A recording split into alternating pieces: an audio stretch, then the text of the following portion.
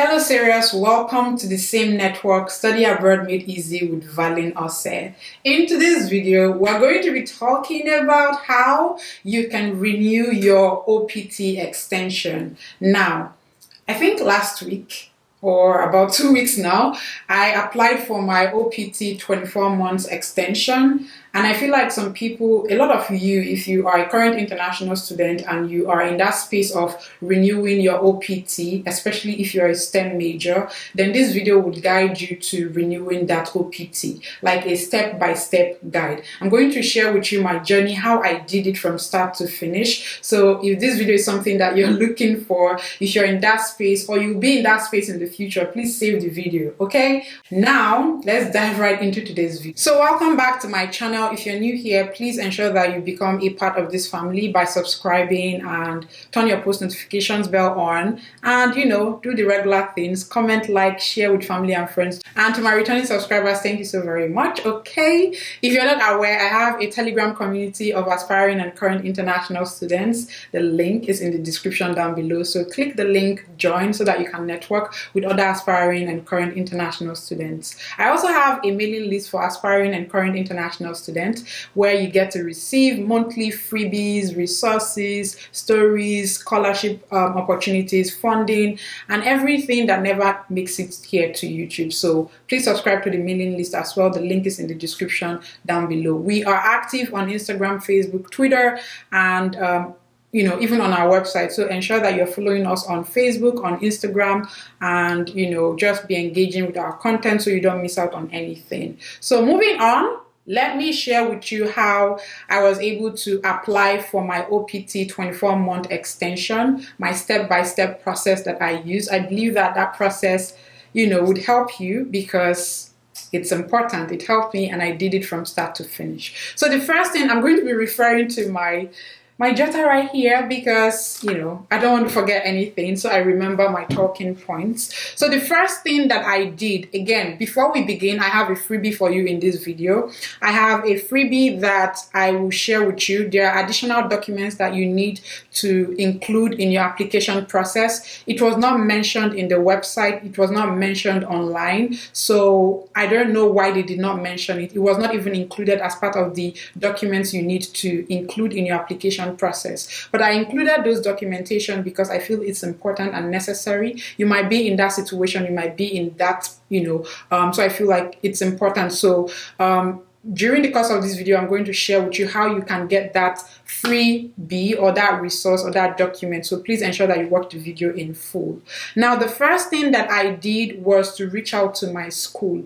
I am big on always reaching out to my school, and you guys know that I always mention it on this channel because whenever I'm confused or whenever I have some doubt, I always want to get the right information from the school, and I know that they gave me that information. So I reached out to my school when it was like a week, I think, was it a week or 2 weeks or a month to the expiration, and I sent an email to my DSO. I was like, okay, I just wanted to find out when I should start applying for my OPT renewal. And then he responded to that email. Maybe I might share the screenshots of the email here if I decide to, but if not, I'll just tell you the content. So he replied back and told me that yes, it's almost time for me to start applying for my OPT renewal. And he told me that given my date, because you have a date, so they'll give you like an EAD card. An EAD card is something like this. Let me look here to see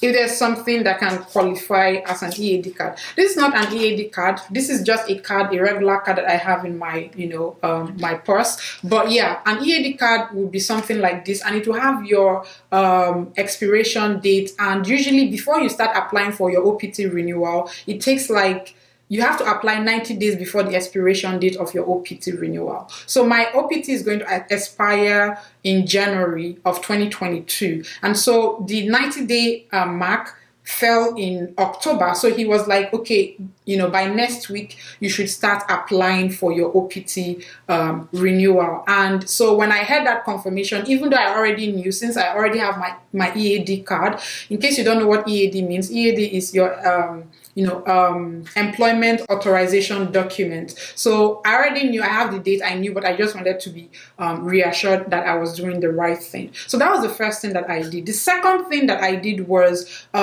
so when I sent that email and then I reached out to my school, they sent me a form called the Form I-983 form. I hope I got that correctly, but they sent that form to me. And when they sent that form to me, that form is basically a form that needs to be filled by you and your employer. So the second thing I did was to fill out my section in the form. So I took out the form, I received it, I filled it online. So the good thing about that form is that it is editable, so you can fill it online. So just open up your PDF. It's a PDF and then it's editable. So I opened it up and I filled my section. So after I filled my section, I saved it and I sent that copy to my employer. So that was the third thing that I did. I sent my filled out copy, because it comes like, I think it's a 5-page document. So I filled out my sections, saved it, and then I sent that same copy, 5-page document, which I already completed my sections. I sent it to my employer, and then they filled out their own section and sent it back to me. So the moment I received that documentation back, so after I received that documentation from my employer, the next thing that I did, which was the fourth or the fifth thing, was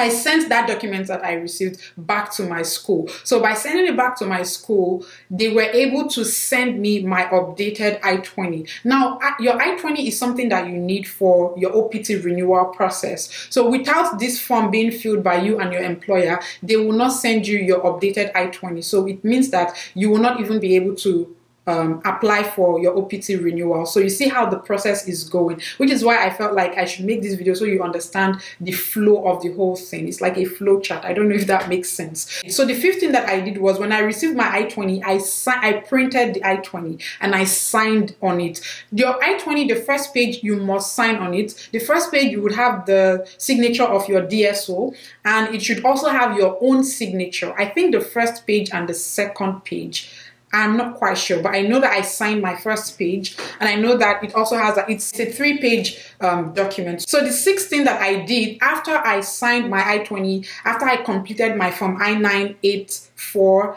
83, and after I had sent the document to my school, the next thing that I did was to scan all the documents that I needed. Okay, and I created a folder for my documents as well. So I know there's a list of documents that you need for this whole process from beginning to the end. So when I know that list, and I think I will drop the list as well in the description down below, so you can check it, so you know what these documents are. So what I did was I scanned all the documents that I knew I did not have a digital copy for, because I needed a digital copy since I was applying online, and I did not want to mail my copy to DHS. Last year I mailed my copy, but this year I filled it online. So I scanned everything and then I created a folder for them in my computer, just so that whenever I was, I was going to fill it online, I would just easily go to that folder and access all the documents that I needed for the application process. So that was the procedure that I used. So the seventh thing that I did, I believe I already mentioned it, was creating a folder for all of my documents on my computer. So I already created a folder, but the thing that helped me really in this step was that I gave my documents a naming convention. So I named them in a way that is relevant to the document, in a way that, if a layman is looking at this document, they will understand what this document is for. Because there are situations where things might get mixed up, and I just did not want to put myself in that situation where my document is missing or something. I just wanted them to understand what this document is for. And it made things a lot easier for me. And there are times whereby when you search your computer, even though you created a folder, you might not know which document is which. So giving my documents a naming convention helped me, facilitate my process and made things a lot easier for me. So I created a freebie for you, like a resource. The link is in the description down below for you to click on that link. Once you click on that link, you can download my naming convention for your documentation if you need it, so that that way you know how to name all of your documents in a way that will be understandable and in a way that it will make more sense. So the link to get that document is in the description down below, so feel free to use it if you want it. Okay, so the 8th thing that I did was I took my passport photograph. I remember that I was telling my DSO that, oh, I have all my things ready, and and I'm good to go. But when I was searching for my things, I realized that because my laptop has crashed like twice. I've bought two laptops since I moved to the US. For some reason, I don't know. And so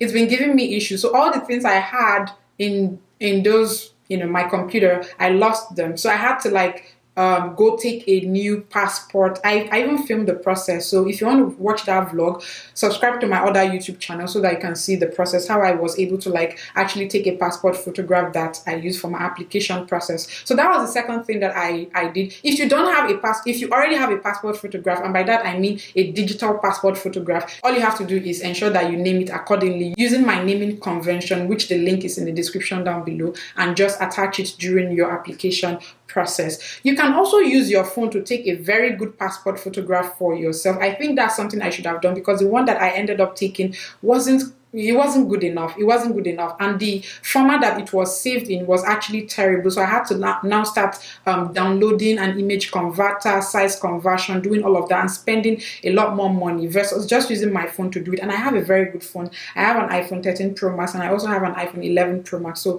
I just wasted my money for nothing. So the next thing, I think this is the 9th thing that I did, was to begin my application process, which was me applying online. So this year I applied online. I did not apply by mail. So there are 2 ways that you can apply. You can either apply online. So I think this process started early this year. They made it possible for international students to be able, I think with the pandemic and everything going on, so they just made it, in such a way that you can either apply online or you can still use the regular mail format to apply. But I decided to apply online because I had everything that I needed, so why, go through the process of just mailing things again? So I was like, no, I was going to apply online. And it was a very easy process for me. So if you want me to share with you how you can apply the whole process, maybe I can do that video, but it's very self-explanatory. So if you just click on the links to everything that I'm mentioning is in the description down below. The links to all the forms, the links to the application process online, everything is in the description